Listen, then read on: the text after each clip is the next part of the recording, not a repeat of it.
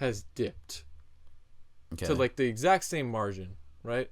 I'd actually debate that they're very similar players. And I'm not saying Purdy is as talented as Mahomes, right? This is no bait. I would argue that given their starting expectations, they have both exceeded it to the same point. That's not crazy to say. Welcome back to Inside the Trailer, episode 4. It's getting cold in the trailer recently. Yeah. I've had to turn up the heat. And it's been a little bit better, I can't lie. It has been a little bit better. I don't know if you feel the difference. No, right? I definitely feel the difference. It's definitely been a little warmer. So it is, nice. yeah. It's a little nice. Yeah, so we're switching up the content on the channel now. A couple of our friends gave some nice suggestions, so we're going to do raw podcasts from now on, and also do shorter content, clipping segments that we do on the raw podcast. So, you know, we get more niche followers that just want to see those type of videos too. So it's something new. We're gonna go for it, and we're gonna start with something that is dude, it's actually so serious, and we needed to go over this. Yeah, no, I feel like this is definitely a conversation that we should have gone over. I think this can be. Should have done it a while ago. I think it's gonna be an interesting one. I think we should have done this, the first episode. Yeah. So, let's start this off. So, do these athletes, do they wipe from front to back, or do they wipe from back to front? So it's a tough question. So we picked out a couple guys, and I think we're just gonna go over, and we're gonna see if they, if you think they wipe from front to back, or do you think they wipe from back to front? Yeah, just basically use like a randomizer and just pick 5 people for sure. 5 random athletes, random. We definitely did not pick these guys. No, just random athletes. Just random. Just who we thought. We're gonna start with the first one, Spencer Rattler. Spencer Rattler. Now this is Spencer Rattler's a tough man. one. So Spencer Rattler. I don't like the way he's looking at me. I'm not gonna lie. No, I really don't either. I think Spencer Rattler's an ugly dude. He's pretty ugly. I can't lie. He's kind of an ugly dude. Dude, look at him. Oh my god. I recently, the other month, I went and saw him play really bad against the Buccaneers in home in New Orleans. Yeah, he's stinky. So I'm definitely gonna give him back to front. I definitely think he's a very weird guy. He's a very weird looking dude. He's a very weird player on the field. He's not that good. Very overrated player coming out of college. Yeah, I'm gonna say back to front on this one. I'm very confident that he definitely wiped from the back to the front. Yeah, I mean, you do need to chill out on the weird stuff. He's not weird. He's ugly. He is. Gotta get that straight. No, man. we do gotta get that straight. We do gotta get that for a fact. He's not weird though. Yeah, but he honestly is low key the type of dude who walks around the locker room with like poopy drawers.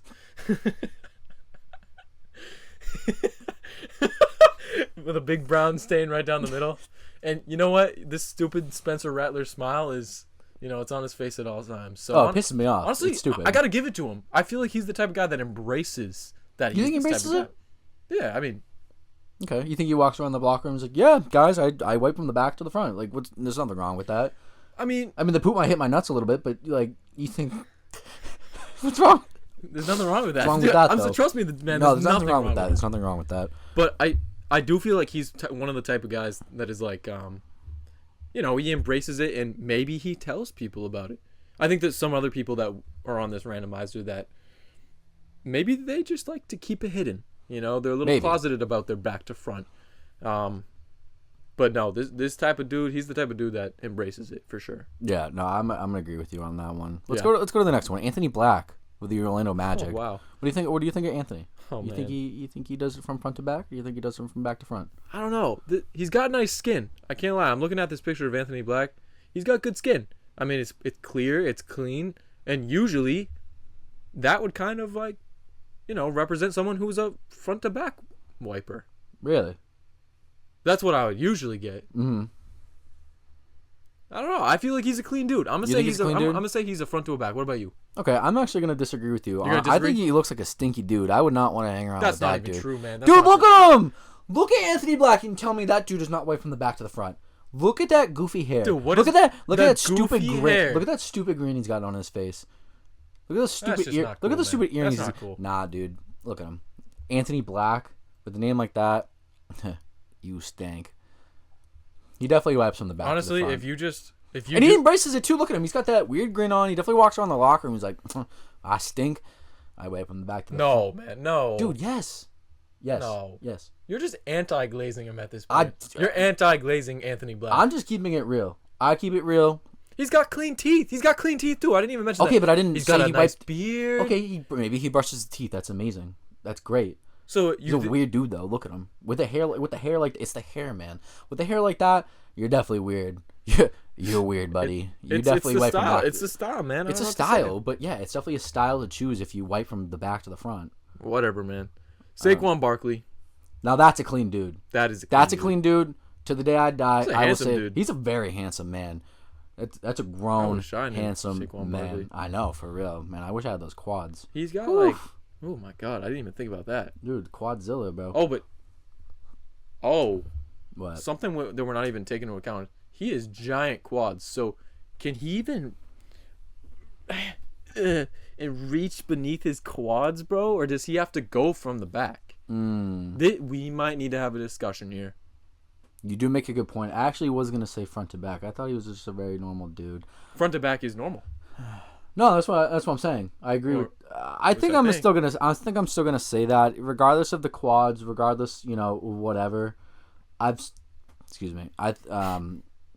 Sorry, I'm a little cold. You're just thinking, yeah. Just thinking about what I want to say. Yeah. So, I'm still going to go with what I was saying. I still think it's front to back. I think Saquon's a very clean man. I think he's a very normal dude. I've heard great stories about Saquon. Nothing, no weird vibes from me about Saquon. I think, you bring up the point about the quads. Maybe he can't, get the hand under there in the right way. He's got to go from the back instead. But I don't know. I think he can do it. I think he can manage it. He's a grown man who knows how to handle his quads. So he does. Yeah, and in his butt cheeks too. Definitely. I think that's something you need to take into account. I think his underwear is definitely clean. Oh, it definitely is. He's definitely a very clean man. But that's not to take away from the point that maybe he's like a sneaky candidate for a back to a front. Why are you looking away, man? Why are you looking away?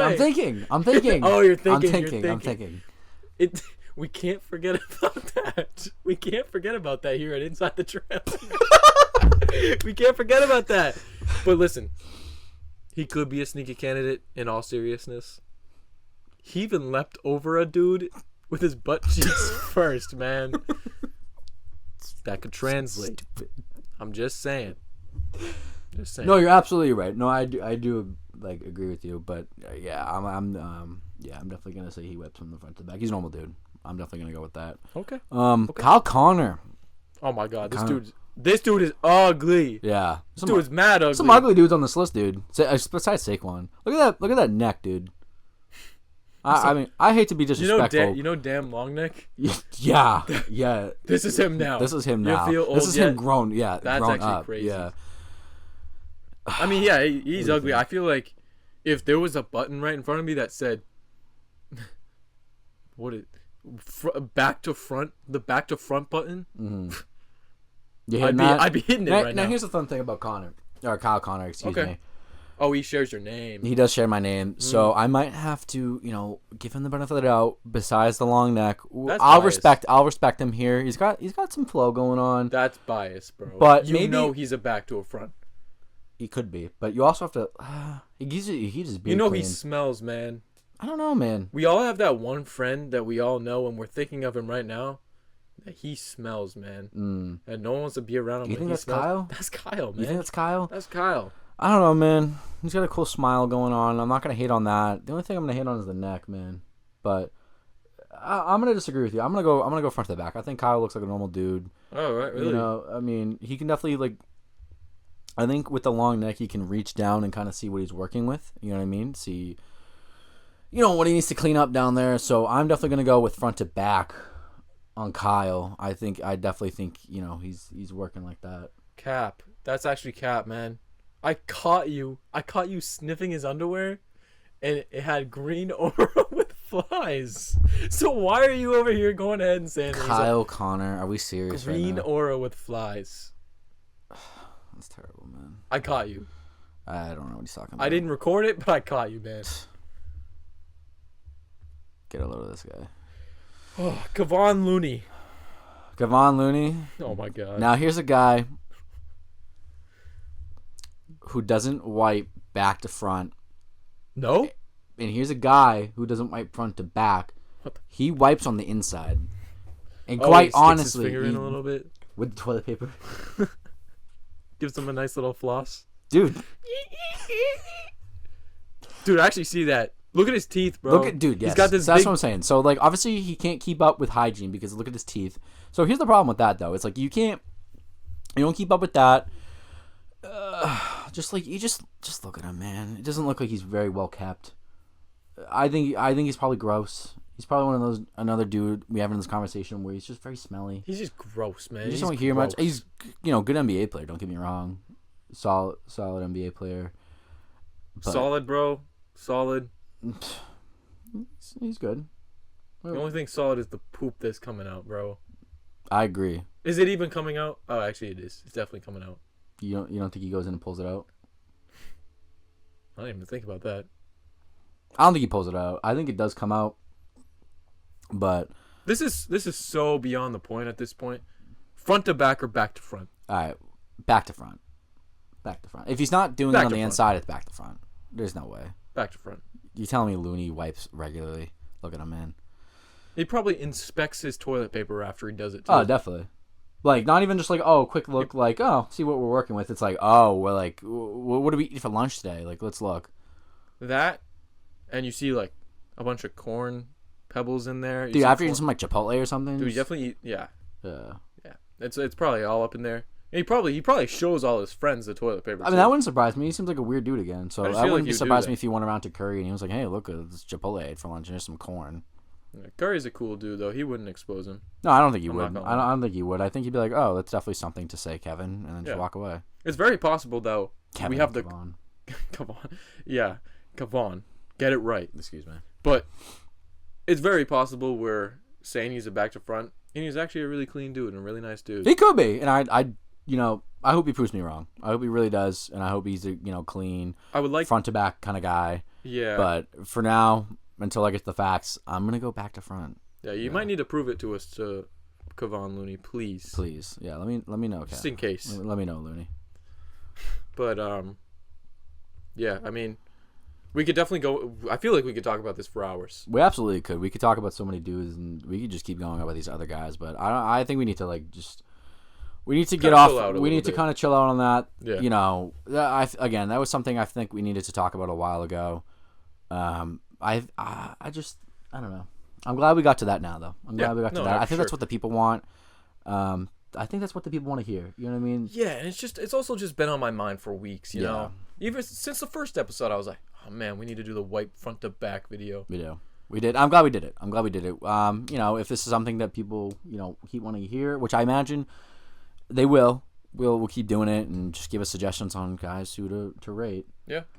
But I think we let's move on from that. Let's move on a little bit. That. So let's move on to our a recap of the Thanksgiving games that we talked about. Yeah, it's a little bit year. more normal, right? Yeah, a little something different. We saw 3 games, right? Yep. Bears versus Lions, Giants versus Cowboys, Dolphins versus Packers. We even had predictions for these games, and the only difference that we had was Dolphins-Packers. Yep. Right?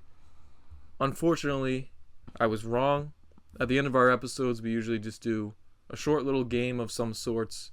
A prediction, usually. We predicted these games. I had the Dolphins winning this game. And I even said, sadly, I have the Dolphins winning this game, and I wanted the Packers to win. And you had the Packers. And you were right. Packers won 30-17. It was actually not even close. It kind of felt like Packers were dominating most of the game. Mm-hmm. Rough day for the Dolphins. Congratulations on your win this week. I appreciate that. Thank you. But in other terms, Bears versus Lions was a good game. Yeah, that was a good game. It was a little closer than I expected it to be. Yeah. The Bears blew that, and we talked about Eberflus losing his job. Is it Eberflus or Eberflus? I actually don't even know. Same thing. It doesn't even matter, dude. He's unemployed. Who cares? It doesn't even matter. He doesn't even earn that. But yeah, no, he got fired after this game because of poor game management, clock management. So, yep, right decision. But I feel like it goes beyond that, though. It's not just that game's time management. It was a lot. Oh, it's been a all major season. reason. Yeah, well, the past couple of seasons, I should say. Couple seasons. Yeah, nothing's translating. But I think this one was just so bad, and he was already on the hot seat anyways. It was just like, okay, time to go. Like, we got to move on and get someone else. So yeah, I mean, it's an interesting time to do it. I think I saw something that was saying that they have yet to fire in like a really long time. I don't know. I don't even want to throw out a number.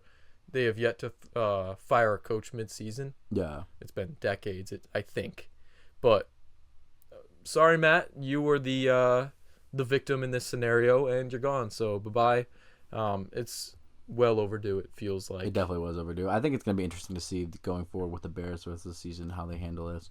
Yep. Again, we talked about they have a tough schedule, so it's going to be interesting to see if they can step it out with new coaching, or if they're going to be the same old and continue on to the next season. But I don't know. It's something to look forward to for the last couple of remaining games for the Bears. So yeah. Giants Cowboys.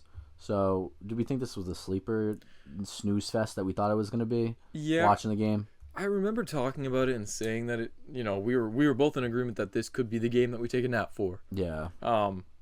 Surprisingly, had the most points added up, 27-20. Cowboys won this game. I think I said something like it would be a major running game, and I think it was. It was. It was a major running game. I was wrong. I said it was going to be, I said that Cooper Rush and Tommy DeVito were going to go crazy. Oh, sorry. Well, Tommy DeVito didn't even start. It ended up being Drew Lock. It was a game day decision. It was not that at all. You were wrong about the Cooper Rush. I was. He's not him. Yeah, it's a certified fact. Yeah. Regardless that they got the win, he's not him. Yeah. But I feel like we knew Cowboys were going to win, though. I don't know why. It just kind of felt like it was going to happen. Yeah. They had the momentum going into this game with their last win. Yeah. And, Giants, they're just not performing well recently. Yeah. Just as we thought a couple weeks ago when we predicted that they would be one of the last place teams, maybe the first overall pick. Right. So, went about how you thought it would go. Was a little bit of a sleeper despite all the points scored. Not really much things to talk about. CeeDee Lamb puts up another performance. Yeah, he didn't do anything crazy. So, yeah, there's not much to talk about that game, to be completely honest. Yeah. But, I mean, I'm getting a little chilly in here just even, talking about this stuff. Yeah. Reminds me, and it makes me think, Christmas is right around the corner. Yeah. Right? So, at the time of this recording, it's December 3rd. Yep. Do you got any Christmas gifts that you want, man? Do you not even know yet? I feel like at our age... I'm not even sure, honestly, God. I haven't really made, my Christmas. I've done some Christmas shopping for other people, but... Oh, yeah. I don't know. I feel like I hate, asking people for gifts. I don't know how you feel about that. I feel guilty, in a sense. Yeah, and I'm going to move the mic a little bit just in case, because I feel like the speaker's here. Okay. Sorry, guys. But there's some things that I've been asking for. I've been asking for a new mic. The goal is to have the dual, arm stand mics. That'd be cool. Yep. Because I just think that would look a lot cooler. I asked for something like that. I asked for a few pairs of cargo pants, just baggy jeans, that type of stuff. Yeah. That's about it for the moment. My mother, you guys can't see it right now, but you can see it. This is a Lego Advent calendar. Oh, that's cool. Yeah, I didn't even realize it was Lego. It's not even a calendar. I don't even know what's called. Advent calendar. Calendar, yeah. It's called that, but this isn't even a calendar. It's kind of weird. Okay. And you guys will just see. You have probably already seen a photo on the screen, but it's. I don't know if you can see the photo. It's a Christmas tree, a whole set decoration, and every single day, you build part of it. Oh, okay. So I mean, by the time that I think it'll probably be 3 weeks from now. Does that make sense? Yeah. So in 3 episodes, maybe 4 episodes, I'll have an update on what that looks like. It'll be building right here. Yeah. We'll have to pile up for the week. Yeah, it's pretty cool. I spend a nice hour of my day today doing that. Nice. So yeah, a little something small. Yeah. But you don't got any big things you're looking forward to this money? Yeah, I don't know. Maybe I guess I need a new Drake May jersey, so I guess maybe one of those. Oh, Drake. I need to get the Drake May jersey. Yeah. Because all my favorite Patriot players are gone now that I had jerseys of. So, Shout out Matt Judon. He's gone now. I love that jersey, the throwback. So yeah, I mean, depending on how things go, I want to talk about the Patriots probably next week. Maybe have an interview with someone would be a surprise. So yeah, we'll see. We're in the works on that. We're figuring that out. But let's go back to NFL, because something that's been on the top of my mind since it happened on Sunday is the Azeez Al-Shaair suspension. Yep. And just the play in general. there's a whole lot of stuff to unload about this, right? Obviously, very late hit. Took out Trevor Lawrence, helmet to helmet. At least it seemed like a little bit of shoulder, I'm sure. But overall, he got a 3-game suspension for this hit. What is your take on this? Because there's a lot to talk about. There is a lot to talk about. I think 3-game suspension's fair. I think that's good. Some people are saying he could have got the rest of the season. Originally, I thought it might have been 1 or 2 games. Oh yeah. I think Stephen A. Smith. Stephen A. Smith got up a really good point about how the coaching and D'Amico Ryans and then Caserio came out Caserio, excuse me, came out and said kind of how like the suspension was stupid. How he didn't like deserve it. I honestly think that could have played into a factor with it. Maybe with the league, they should have waited to say something until afterwards. I just don't know how the Texans handled it that well. I think it might have made it a little worse for him. I think he also made it a lot worse for himself than it could have been. I think, he had the dirty hit. Yep. Okay, it happened.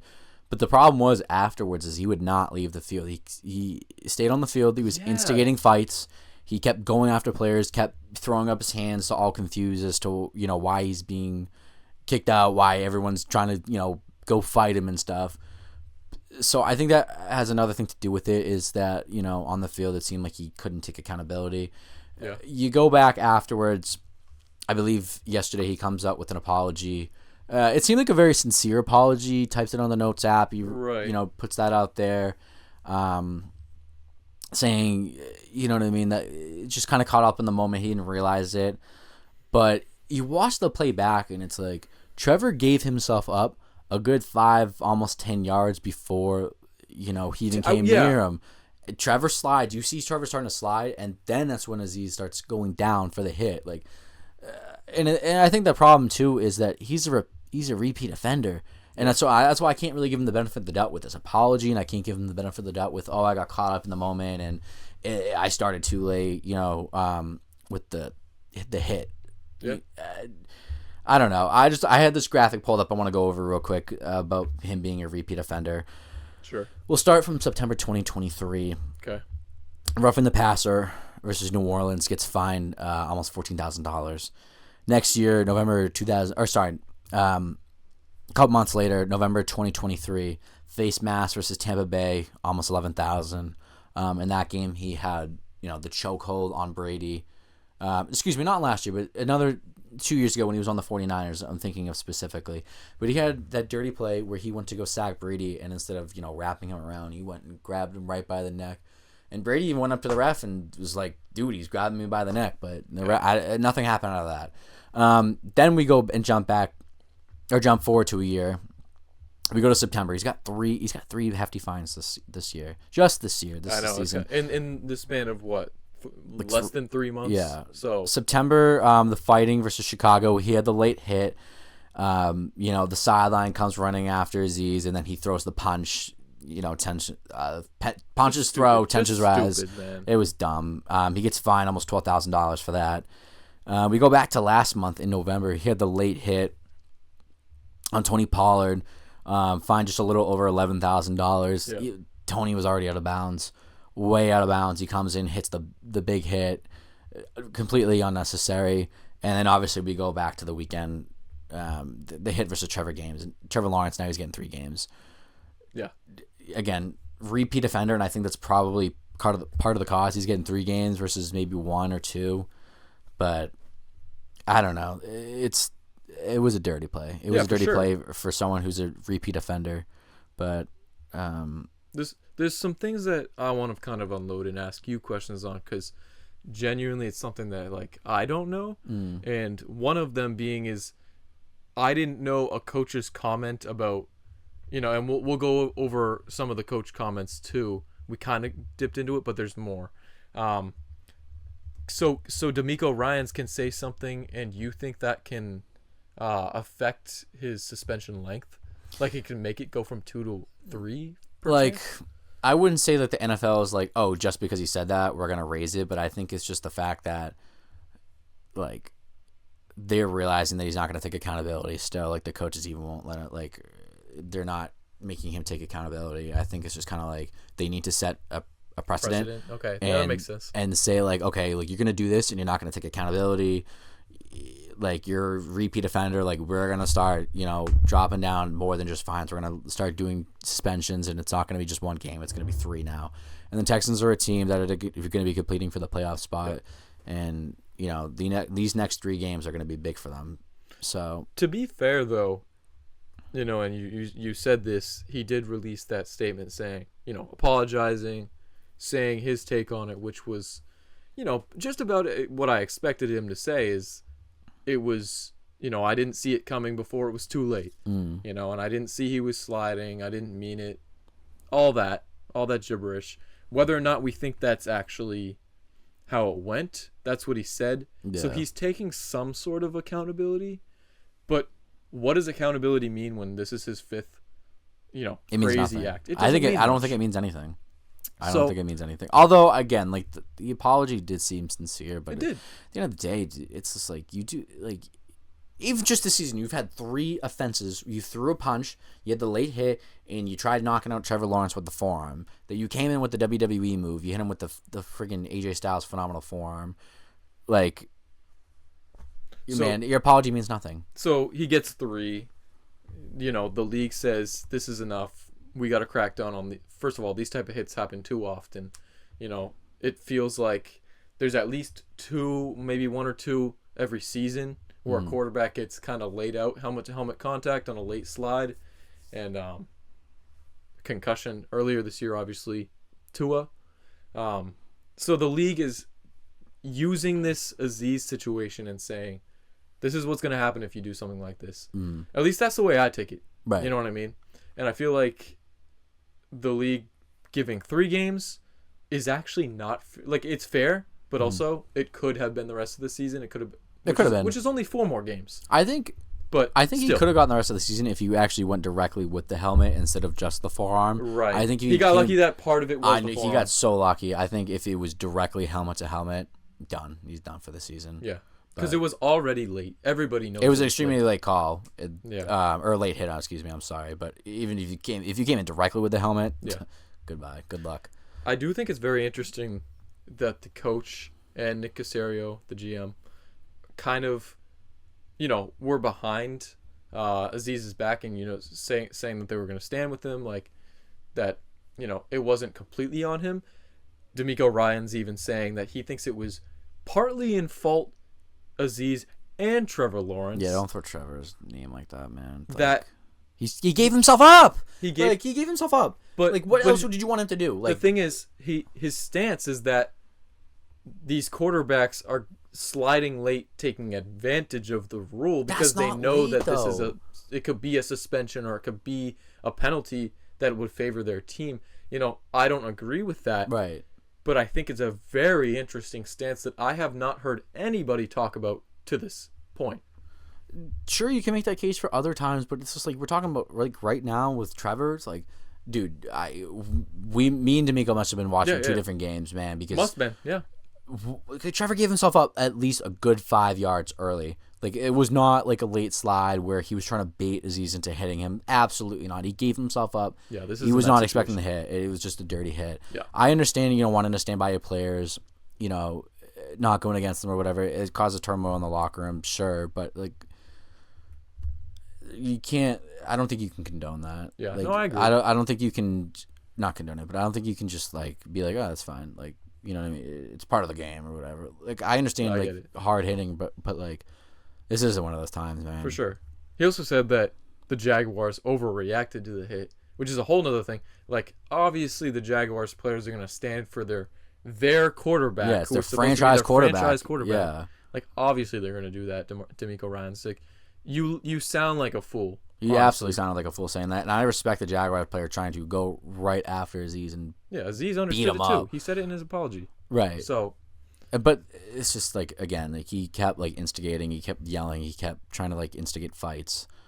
It's like, dude, just go to the locker room, man. Yeah. He was standing out there for another like 5-10 minutes, like, And it's not even like, oh, he's waiting on the sideline to go and trying to stop. It's like, he dude, kept talking. He kept talking and screaming and trying to throw punches on the field. Like, get off the field, man. What are you doing? So hopefully this is a wake-up call and we don't have to talk about Azeez Al-Shaair anymore, to be honest. Hopefully this doesn't, happen again. He's an all-right player, too. Yeah. He's like a decent player when he's not, being an idiot and making plays like this. But I don't know. Hopefully he takes a, big lesson from this. But he's got to be smarter. You got to be smarter, but something tells me this isn't going to be the last time that kind of stuff happens. Once you're a repeat offender, it doesn't end. Like, you're not going to just suddenly become some, angel on the field. Like, nah, he's going to do it again. He's going to do it again. But he's going to find a way to make it better. Some more interesting football news, besides suspension stuff, is college football and the Heisman race, Jeanty versus Hunter. So it's already, I think we know based off the betting odds. Yep. This is Travis Hunter's to lose. Absolutely. Negative 10,000 odds. Ashton Jeanty is at plus 2,500. It is Hunter's award. And absolutely Hunter's award. It's interesting because at the beginning of the season, there was so much hope for Jeanty to get the award that the last time a running back got it was Derrick Henry back in 2015. Yep. And Jeanty at this point, still with a few games left, has already surpassed Derrick Henry's stats. So that's kind of interesting. And for the longest part of the season, he was chasing Barry Sanders' rushing record, college football rushing record. And, he was looking like the best running back to come from college in a while since Derrick Henry. Yep. And, Saquon Barkley among those other names. He still has all this hype, right? Yet here we are, and he's second, but Hunter is first now. Yep. I mean, do you believe Jeanty should be the Heisman winner? I absolutely do believe Jeanty should be right. the Heisman winner. I don't like Hunter's gonna win it. He's got the hype. He's got prime around him. He's got Shador around him. Incredible two-way player. Obviously, as we've seen, definitely. One of the only players to even do that, play offense and defense. I mean, great in those. But I think the case with you can go back to Jeanty and Hunter. Jeanty's undeniably the best running back in the nation, easily. He's got all the stats to prove it. Not gonna debate that. Hunter though, is he even the best receiver? No. Is he even the best cornerback? No. It's just, what does that make you the Heisman then if you're not the best at your position? I feel like I'm going to take the side of Hunter on this, even though I love to hype up Jeanty, and I feel like he is very much deserving of this award. Any other year, Jeanty would get it. Right? Absolutely. But we're looking at a player who, despite not being the best wide receiver or the best cornerback, is a top wide receiver and a top cornerback, the best wide receiver on his team, the best cornerback on his team. He is single-handedly making Colorado State have some kind of chance. They might not make playoffs, and I don't think they are. They didn't make the playoffs, no. They did? No, they didn't. They did. They didn't. The rankings came out tonight. They did not. There you go. So he didn't make it, but he was one of two only factors, him and Shador, that would make that team make it to the playoffs, obviously. You could add three. You could say the coach, obviously, prime. Yeah. But him being a top wide receiver and a top cornerback alone makes him way above Jeanty, and I think that seems to the public eye way more impressive than a generational running back, and I don't know why. I agree with that. I understand for the public eye why someone like Travis, might be more appealing. Again, he plays the offense, he plays the defense. He's good in both, but it's just like Jeanty's incredible, man. Jeanty's, again, like you said, he's passed Derrick Henry's records. He's, breaking other records. He's been incredible. He's averaging, it feels like almost 250 or 300 yards a game just rushing. Crazy. Like 3, 4, sometimes 5 touchdowns. He led the Boise State Broncos to the playoffs, in the college football playoffs, single-handedly. Like, he's incredible. But it's like, Travis didn't do that. Travis didn't lead his team. Not to knock on Travis, but Travis didn't lead his team to the playoffs.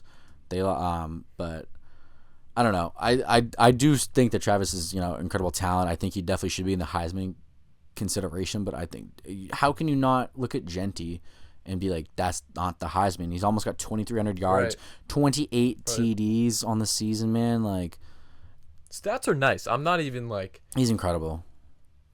I'm not against Jeanty in this scenario, but if you look at Travis Hunter, when is the last time someone played two positions and was actually that good at both positions to the fact that he is football, right? Yeah. He is just that good at football. Yeah. And this isn't to knock on Jeanty because he's incredible. We do a lot of times see great running backs that have massive seasons. That also combined with the fact that Boise State plays easier teams, I feel like gave Hunter the edge. And I don't know if you agree. Do you agree? No, I understand what you mean. Like, again, looking at their schedule right now, I don't think they had a crazy hard schedule compared to maybe what like Colorado did. Sure. But yeah. Again, man, it's just like you watch Jeanty play, and I like we talked about like with the public eye and how people view him. I think Hunter, like, and it might sound crazy.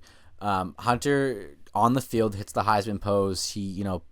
He tells everyone like, I'm going to be the Heisman. He's got aura. He's got no, he does, absolutely. And people agree. People go with that, being like, oh my God, he's incredible. Like, he's hitting the Heisman pose. Like, that's the Heisman. But what do you think if Jeanty did that? Do you think if Jeanty kind of came out when he was more, like, I guess, more confident, more kind of cocky, showing his side off, like, oh yeah, look at me, like, I'm the Heisman. Look at me. I put up, 350 yards, 5 touchdowns on, like 10 carries. Like, do you think he might be the leader? Again, that sounds crazy. I saw someone someone on Twitter bring that up, and I just thought that was a fun point that I wanted to bring up. It is, and a fun point I'll give you back is Jeanty doing his standstill intimidation pose. Oh my God, I know. That's like funny. It's a cool move. Don't get like that's actually really cool. Yeah. But we're coming from the same spot here as most normal running backs don't do that. No. So is this Jeanty flaunting how good he is, just like Hunter would be, or is it just how he plays? It could be that. It could be that. I don't know. But I just feel like that goes against your point of like if Hunter's gonna do a Heisman pose, and Jeanty's gonna do this other pose where he's intimidating the defense. Yeah, I mean, I'd be scared. Kind of probably. I'd be scared shitless to run up against that. Like these are two guys who know they're the best of the best, and had a really good shot to win it. I don't agree with these odds, -10,000. Like, I feel like it's a lot closer than it definitely should be a lot closer than that. Like, why if Genty's second, he's plus 2,500? Yeah, I don't know. Like, I mean, I guess they've kind of already figured who's going to win the awards. So like, yeah, I guess it's already confirmed. Which I agree. Like, at this point, I feel like it's Hunter's. Like, no matter what, just based off of how things are going and the media hype around him. But yeah. I think at the end of the day, like, if I was going to be able to pick this, I'd pick Jeanty. Yeah, it's not too often that we get a Heisman competition that is so tough to talk about, as well as it not being a quarterback. Yeah, you know what I mean, not even in the conversation. These are skill players that are doing this. It's usually a quarterback, almost like most years, and we're not even considering that right now. It's a different year. Yeah, it's been fun college football season. A lot of like guys to look forward to coming up in this draft. Again, Hunter, Jeanty. Yeah, but I don't know. It's interesting to look forward to going into the NFL. Absolutely. See how this production, translates, because Hunter's translation will probably be more rocky than Jeanty's. I think Jeanty will just automatically be the starter of whatever team that he goes on, right? And I think he'll probably be a top 15 player, just given what he's already done and what past people have done in their first season, such as Saquon Barkley, Derrick Henry. Yeah. I think Hunter, he might not play on both sides of the field, and they're probably gonna tell him to stay one. Yeah, I just don't know how that is gonna be. I mean, maybe they could do both, like Marcus Jones. I'll use from the example, or the New England Patriots. Like he plays predominantly cornerback, but like we saw this past week, he can play some offensive snaps. He plays special teams. I don't see Travis Hunter playing special teams, but he's he's the guy who can do it all. Travis does have the capability to do that, so maybe he plays predominantly one side of the ball and he comes on for, certain snaps or play. You never know. But again, this also is a generational player, so maybe he does play both sides of the ball. Yeah, we'll have to see. We'll have to see how that goes, but I'm very excited to see how he translates into the NFL. Yeah, for sure. Absolutely. So last segment of the day, we let's talk about some underrated versus overrated athletes. And I know we have some differing opinions here, so I'm really curious about some of the names on the list that we got here. But we'll start off with our first one, Courtland Sutton, coming off a nice week. He plays for the Broncos, for anyone who doesn't know, but if you're watching this video, you should probably already know. Mm-hmm. Unless you don't know him, and that kind of goes now to you know. the factors. Now you know. So I'm just going to go ahead and flat out say Courtland Sutton, I think he's an underrated player. I agree with you. You agree with me? I agree with you. I just feel like who is genuinely going and sitting down and listing their top 10 players and naming Courtland Sutton on that list? Because stats-wise, he's number 9. But did you actually know that? Did you know that coming before? I wouldn't have known. I wouldn't have known that. I didn't know that. Yeah, we were looking at the stats. Like you said, he's 9th in the league in receiving yards. Yep. As of, again, December 3rd. He's tied 12th in receptions. He's tied 16th in TDs. He's been really good for the Broncos, and I think that's part of the reason that Bo Nix has been in the Rookie of the Year candidate. That's what I was going to say. Is everybody wants to talk about how good Bo Nix has been and how, he might even be Offensive Rookie of the Year going over Jaden Daniels. But no one is talking about who is getting him all these past yards. It's his main target, Courtland Sutton. Yeah. I feel like nobody talks about it. No. I feel like Courtland Sutton, maybe when Jerry Jeudy was on the team, I think he kind of started getting a little. I think people honestly were kind of hating on him a little bit, maybe calling him overrated. But again, it was just the Broncos, I think, in all fairness. But now that Bo Nix is in town, Judy's gone. I think Courtland Sutton's the main guy. I think we're kind of starting to really see the player that Courtland Sutton is, and I think Courtland Sutton, as of right now, underrated player. Definitely an underrated player that doesn't get talked about too much. Yeah, I feel like after this season, we might find him being a more properly rated player. Yeah. But for now, he's so underrated and nobody talks about him. He's been a major factor in turning this Broncos team from a last place team to, at least an average team, to be honest. But Broncos have definitely improved a lot. Yeah, definitely. I mean, right now, they're in the wild card spot. They are. Right? They're the last wild card spot right now. I didn't see that coming. No, I didn't either. I thought they would have been like a under 500 team, but right now they're doing pretty good. They're doing pretty good. So I think Courtland Sutton is definitely a huge factor as to why they're doing that. So you're definitely an underrated player here. Yeah. Next one. Let's talk about let's switch to the NBA. Let's talk about Tyrese Halliburton. Okay. Definitely a guy who gets a lot of hate online, a lot of love online, a lot of mixed opinions. So what do you think about Tyrese? I like that point about he gets a lot of hate online. And let me just say, I think I'll add the category in properly rated. Mm-hmm. I think he could lean more towards overrated. And this is where I would agree with the people online with all the hate towards him. But genuinely, I think he's a properly rated player. Okay. And I'll give my arguments why. I think at least like a year ago, everybody thought he was really, really good. Yeah. Right? Halliburton was a very underrated name. I think conversations a year and a half ago, 2 years ago, was that he was one of the most underrated players in the NBA. Yeah. And I think time has finally caught up to him. And all the people that thought he was underrated at the time, he hasn't grown since then.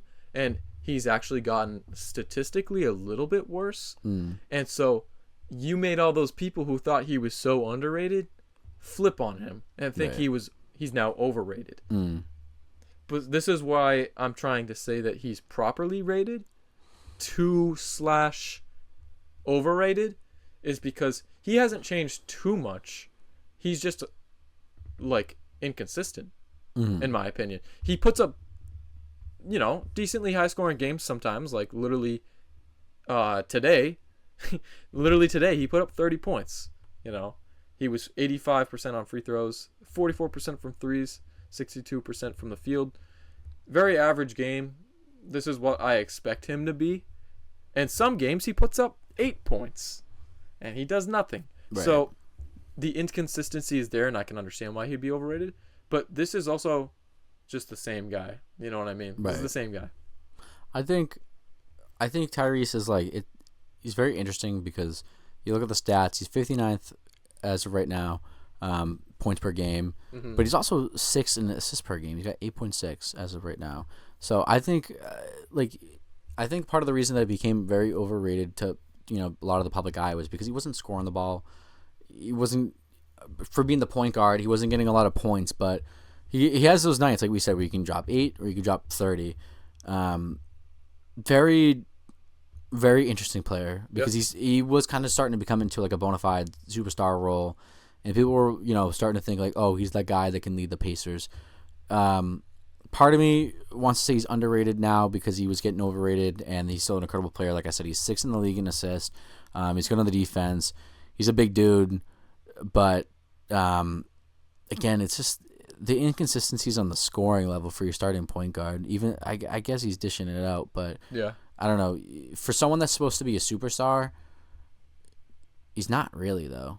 Like he's not. Like I feel like with a superstar, like they're kind of more known to like score more. You know what I mean? Like it's the stat sheets usually look a little more flashier than. Well, that's the thing is you said he's so high up in assists, so he's putting up great assist numbers. So we start to enter this conversation of does points equate to greatness in a way? Because you could. What if he was first in assists? Would this conversation be happening? Right. Or do people tend to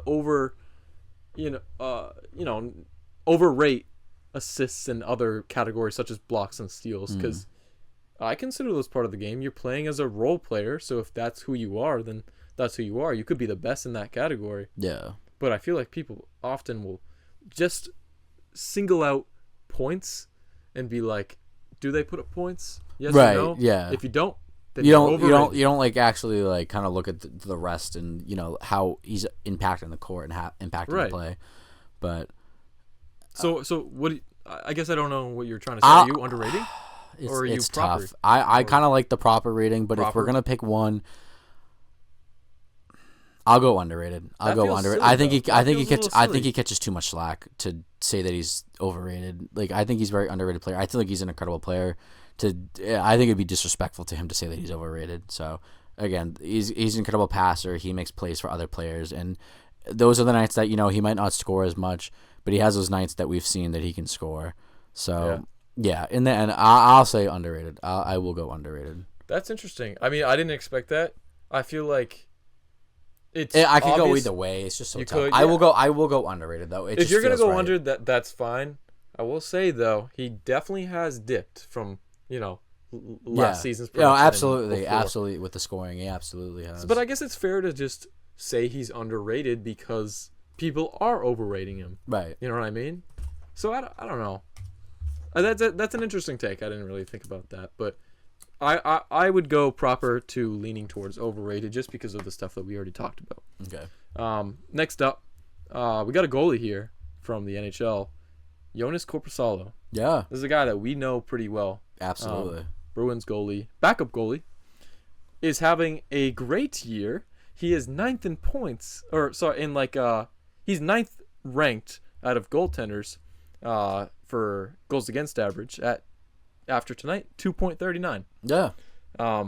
That actually might be better. He might be higher than 9. Because this just changed. The game just ended. Could be moving up now. But Korpisalo is playing so well right now on a disgruntled Bruins team that I had to say he's underrated.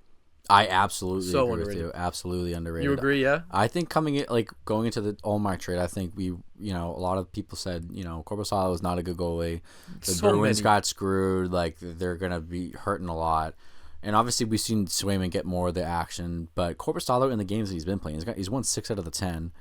Again, we went to the goals average, 2.39. He's getting better. His save percentages isn't bad. He's getting the wins. And I think his his percentages and stuff are kind of better than Swayman's. But yeah, definitely an underrated player. He was catching a lot of hate before, and honestly, I didn't have too much expectations going into the season. Not knowing he's not going to play a lot, hearing all this stuff about him, struggling, and how he's going to come into Boston. But very surprising player this season. So I'll definitely agree with you and say underrated. Yeah, I think goalie Bob, he works his wonders. He's been the goalie coach for the Bruins for as long as I can remember. And I think that the one argument, like counter argument to this, is that Bruins goalies just always seem to be really good. Dude, yeah. No matter absolutely. no matter what your history is, you can come to the Bruins and you're gonna be an elite goalie. We saw it from Allmark, who came from he had a decent year at Buffalo, came to Boston, and he excelled. Yeah. Then he goes to the Senators, and of course he's bad again. Yeah, he hasn't been great so far with the Senators. So, you could argue that the Bruins system develops goalies well. Maybe. But there's no denying that Korpisalo has turned his career around a little bit. He absolutely has. He went from, his name value being terrible, so bad. People thought he was the worst statistically goalie last year. I don't even know if you knew that. No, I didn't know that. Statistically, he was the worst goalie last year. Bad contract. Comes to the Bruins, and now it looks pretty decent. I still wouldn't give a backup goalie $4 million or no, whatever I definitely wouldn't either. But he's playing really well right now, and the stats show that he's an underrated player. So I don't even think this one has much debate. No, to be honest, I think the stats prove it. I think again, underrated player. I think that's a fair one to. And hopefully he keeps it up. Yeah, hopefully for the Bruins' sake. So we'll see. We'll see how that goes. Who's next?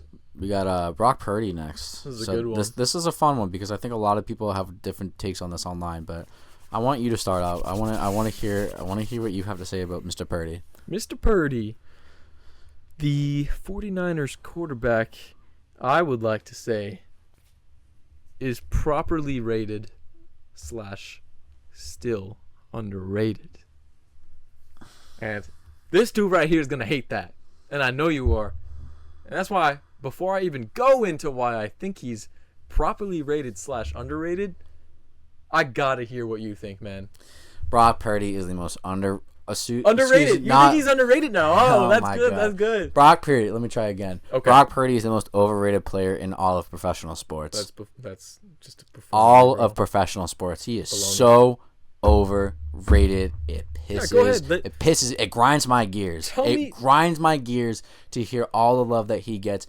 He's not that good. He's a game manager. He's extremely overrated. Stats. Let's look at the stats because I gotta back this up real quick. Tell me why he's overrated. Let's look at Mr. Purdy's stats right now as of going into week 14 of the NFL season. He's currently 13th in yardage, which he was supposed to be the top of last season. 13th? He's 13th as of right now, but everyone was glorifying him because he was leading the league last year. And look what happens when your targets go down, or his targets start getting hurt. Your yards start going down. Your TDs 13th, middle of the pack. You're tied for 19th. Your interceptions 8. That ratio is terrible. It's like 1.3 something if I'm doing the math correct. His QBR has gone down, and I think part of it, again, like I've said multiple times to you, we've had this discussion, is he is surrounded by such incredible talent. You could put anyone in at that quarterback position, and he's going to look incredible. I disagree with that. I'd beg to differ. I'd love to see. That's actually so far from the truth. You bring back Jimmy Garoppolo. You put him in that. I think you're gonna do just fine. Not that Jimmy Garoppolo is all that great, but anyways, you've got incredible receivers. You've got incredible talent around you. You've got incredible guys blocking for you. You've got Trent Williams, who's arguably the best left tackle in the league. He's arguably the best player on that team. You've got Deebo Samuel. You've got Brandon Ayuk. You've got Juwan Jennings, who has stepped up this season and been incredible. You've got one of the best tight ends in the league. You got George Kittle. You got Christian McCaffrey, who is absolutely incredible running back. He can run it. He can receive it. It makes Purdy's life look so much easier. And when you go and look at the stats with yards after catch for some of these guys, it tends to be Ayuk. It tends to be Deebo, who are leading the league at the top of the yards after catch. And like we said, let's go back to last year where Brock Purdy was at the top of the NFL leading in receiving yards, but then you've got guys like Ayuk, Debo, who are making so many plays after the catch that it makes Brock Purdy's stats just look so much better than I think they truly are. And I don't even if you want to break down and watch a game film, I don't think he makes terribly hard throws. I think his receivers and his talent are so good around him. They just tend to always be open because they're just that good. He is a good and I haven't even gone into the coaching. Kyle Shanahan's offense scheme is incredible. Oh my God, that coaching is incredible. And you can, again, like I said, you can put anyone in there. You can put anyone into that scheme, any starting NFL quarterback, and they're going to look incredible. It's insane. And I think you could absolutely go get someone better than him who can make plays. Not to say that he hasn't made plays before. He can run the ball. He can scramble and improvise. But it's not that hard when you've got incredible guys blocking for you. Like, again, Trent Williams is absolutely incredible left tackle. I even brought up Kyle Juszczyk as another fullback, Oh, you're really gonna bring up fullback? Dude, Kyle Juszczyk is that doesn't make Purdy better. It does when he's out there blocking too. He's out there blocking too, and he's out there making plays as well. But let's not even get to the fullback because, like you said, it's not even best fullback in the league. But we're not even gonna get to the fullback. Let's not even do that. Again, to the offense, if you could put Drew Wilson.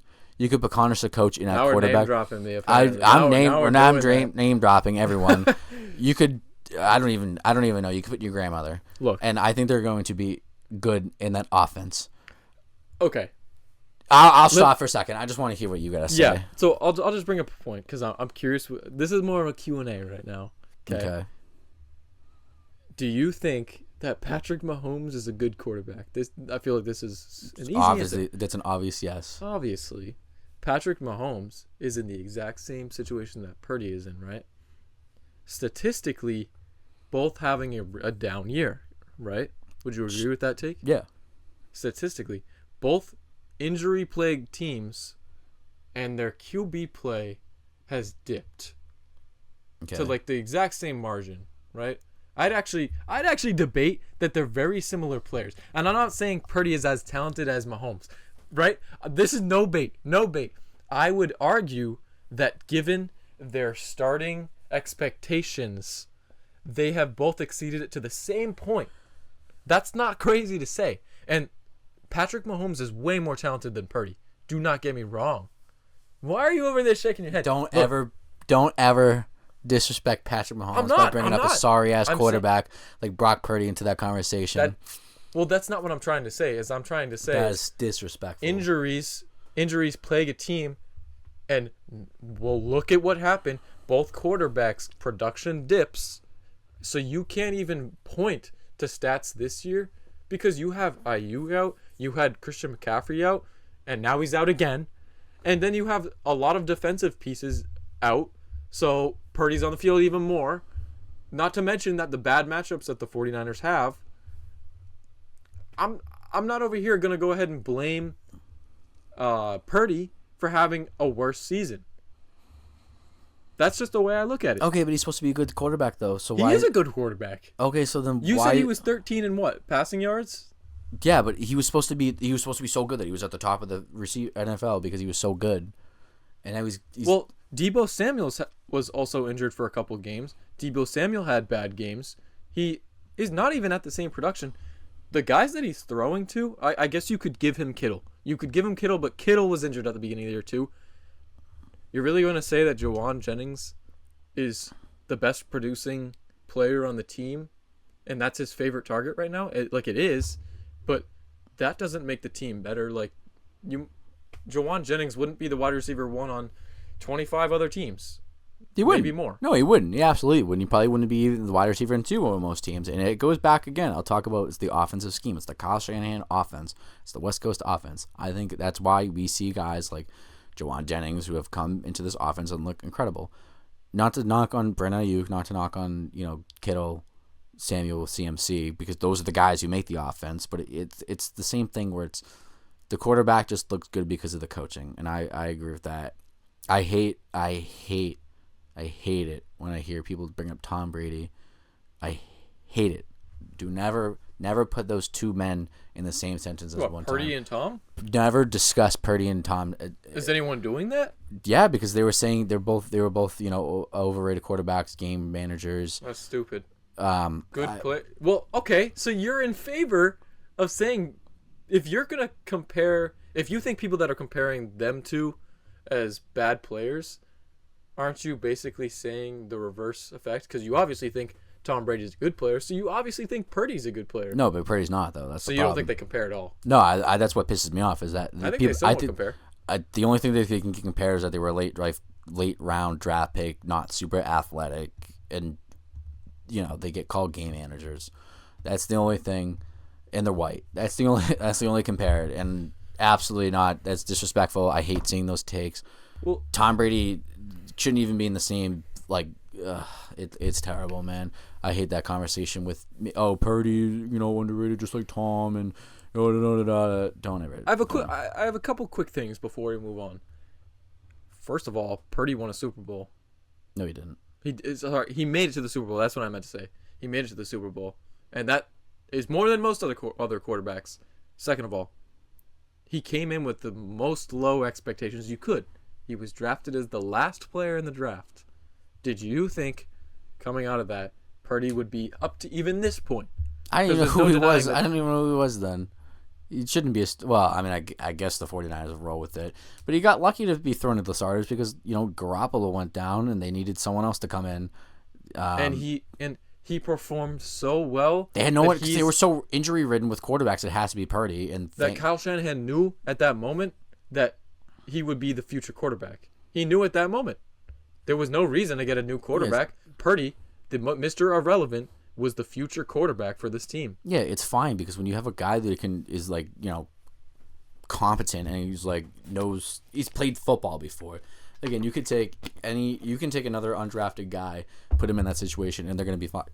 Excuse me. You take an undrafted quarterback, you put him in there, they're going to be fine as well. They can be the franchise quarterback if you really want to call him that too.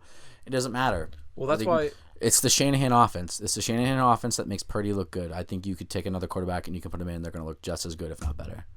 Well, I don't think Garoppolo looked that good. They made it to the Super Bowl with Garoppolo. I don't think he looked as good as Purdy.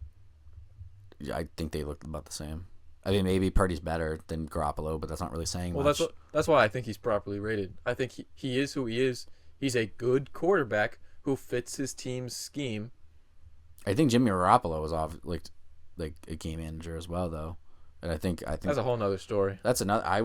We won't bring up Jimmy because I like Jimmy. He's a former Patriot, but it's just again, it's the Shannon offense. You can put anyone in that spot and they're gonna look incredible. So fair enough, man. I'll give you that. I'm gonna say he's extremely overrated.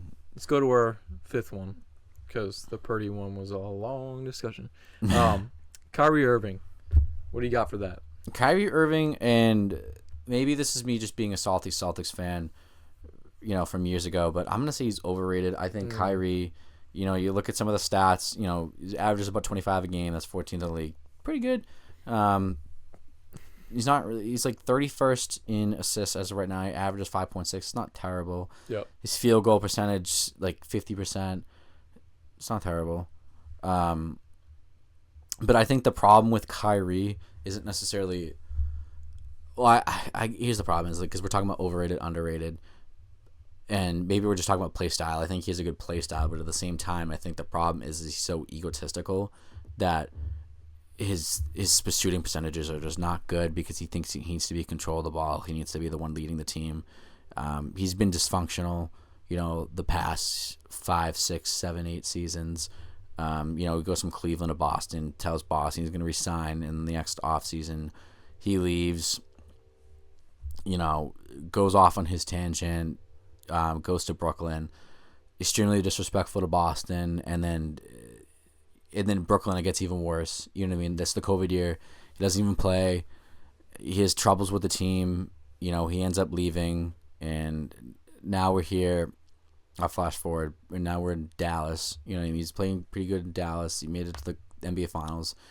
The Celtics beat them, thankfully. But the problem is, it's just Kyrie has just been so inconsistent to even rely on a personal level, on a player level, that in my opinion, I wouldn't even want this guy on my team. I think he's a locker room cancer. I agree with you in that sense, is that the dysfunctionality of just like team hopping, like clearly this situation isn't working. Now I got to go to a new team. You start to ask yourself, is it, well, he's probably not asking himself that because he's not the smartest person in the world. But like most people would start to ask themselves, am I the problem? He doesn't do that. In this situation though, like I find it so hard to look at Kyrie Irving and say he's an overrated player. Mm-hmm. Like you can call him overrated for those reasons that I just mentioned before, but statistically, he's consistent. He's a good player, and he's on a team with Luka. He puts up a great amount of points each night, and but it's not like his production has dipped through the years. Like he's been a pretty consistent, scorer, great assist maker. Like these are the stuff that he's always done pretty well. Whether or not he makes the team worse as a player, he's a pretty decent player. Right? Yeah, he's a good player. There's no debate about that. I just wouldn't want him on my team and again, maybe it's just me being the salty Celtics fan, but like I've said, he's a locker room cancer. Like he's just someone you can't necessarily rely on. Sure. Because he has those games where he can go off. He plays really well, but he has games where he's just shocks. Yeah, and it's terrible. His shooting percentages at night some nights can be really bad, and we've seen those nights like in every team he plays for because he needs the ball. He needs to be the one that's making the plays. He needs to be the one that's leading the team. That stuff hurts me. I don't know. Let's move on. Yeah. Last we got Chris Kreider on the Rangers. Might as well just call him the front of the goal scorer or the tap-in artist, whatever you want to call him. Yeah. Because that's all he does. Yep. This year his stats are really bad. He's got 10 goals and 0 assists. So. He hasn't been getting those tap-ins as much. Chris Kreider, for most NHL fans, is a big name. Through the years he's been a big piece of this whole Rangers rebuild from years ago. He was part of the team, if I'm not mistaken, that made it to the Cup against the Kings. Like he's been around for a while, and he's a big part of the team. A leader in the locker room. Was a really good player, but this year his stats show otherwise. So I'm really curious to see what you have to say if he's overrated or underrated. No, I agree with you. He's definitely very overrated. I've been saying that for a couple of years now, especially last season. The tap-ins were terrible. I feel like he was leading the league in goals at one point. He was up there.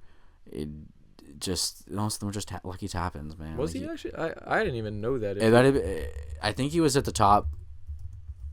I just gotta look this up real quick while you keep talking because I'm curious. Or maybe the season before as well. Could have been, yeah. He plays around an incredible team. He's got a really good talent around him that set him up to make incredible plays. But all he does is just get the lucky tap, and I don't think he brings too much flashiness to the table. Again, like we said, he's played 21 games this season, 10 goals, 0 assists. So he's not dishing it out. He's just getting the goals. Defensively, he's kind of in the middle with -2, but -2 whatever, plus minus, but it's just like, I don't know, that doesn't really mean much. I think he's just kind of like, I think he looks flashier on the stat sheet because he gets the tap-ins, but this season he hasn't been getting them, so he doesn't look as flashy. That's fair to say. I just know that, and I'm looking at it, he was on that team that made it to the Cup against the Kings, and they had that heartbreaking loss. Mm-hmm. He's on pace to actually tie his goals from last year, but clearly the assists aren't there. Yeah. Something's not working out in New York, and that's why all these rumors are going around that they want to, trade these valuable pieces such as Zibanejad and also Kreider, and also just throwing out some other names there. Mm. But the team should be really good, but it's not, and he's kind of one of those pieces whose production has really fallen a little bit. Mm. It's kind of sad to see, but for that reason, I have to call him overrated because people aren't really talking about that he's overrated. People are still under the assumption that he's a really good player. Right. But technically he's not. So for that reason, I'll say overrated. You know what I mean? Right. Like, do you think, say he gets traded, he gets put on a team that he needs to lead the offense a little more, You think he's actually even putting up good numbers? Yeah, I mean, we see that happen all the time. We see players go to different teams and just excel because they're in a new situation, different coaching system, different line mates. Right. Like, there's any player can turn it around. Just to name an example, Riley Smith, who was on the Bruins, who wasn't really getting time on the Bruins. Then he spent a little bit of time in Vegas, a little bit of time in Florida. And I think he went to another team. I'm forgetting right now. But, like, he turned his career around, and he was putting up massive points. Yeah. So any player can turn around, become good again, or get back up to their usual potential. But I want to see Kreider get to that point. I wouldn't mind Kreider on the Bruins. To be honest. I think that's a good fit, to be honest. We were talking about really quickly before. I didn't realize he was from Boxford, Massachusetts. So, yeah, so shout out to him. Is maybe he wants to come to the Bruins. Mass I don't know. native. If he wants to come here and score those tap-in goals, fine by me. Yeah, fine by me. But for the right price, I wouldn't. I wouldn't trade too much for him. But for the right price, yeah, you can come score some goals for my team. I'd be cool with it. The hometown kid. And in return, you guys can get Morgan Geekie. Yeah, if I take yeah, I don't want him anymore. Yeah, you can take him. That's fine by me. But that's a different conversation, though. Yeah, for sure. That'll do it for underrated versus overrated. And that'll do it for the episode, actually, too. Yeah. I don't really know how long it's been, but I've really enjoyed talking about different type of debates about underrated versus overrated, the Heisman race, obviously, and our differing opinions a little bit, the suspension and going over that. And of course, wiping from front to back and back to front. Pretty great episode. Yeah, no, it's definitely, I think, a little different than the episodes that we've done. I think, a lot more kind of just going back and forth, talking about certain things instead of just breaking down strict news coverage. Yeah. Obviously we talked about the Azeez suspension, but everything else I feel like was kind of, like opinionated. Yeah. And I think that's definitely something I want to do more going forward. I agree. Just so, it's not bland content that people already know about. But I don't know. I think it should be fun. I mean, if there's anything that you guys want to see us talk about specifically, just let us know, like in the comment section. We'd absolutely love to, talk about, more front to back to front type stuff. Never. Sure, yeah. Maybe. I don't know. Yeah, maybe next time. That was a suggestion that we got. Oh, yeah, it actually was. It actually was a suggestion. That and cutting the whiskers. Yeah, no, I cut the whiskers. I did. I needed to shave it, make it a little clean. Not incredibly dressed. I have this comfy hoodie on.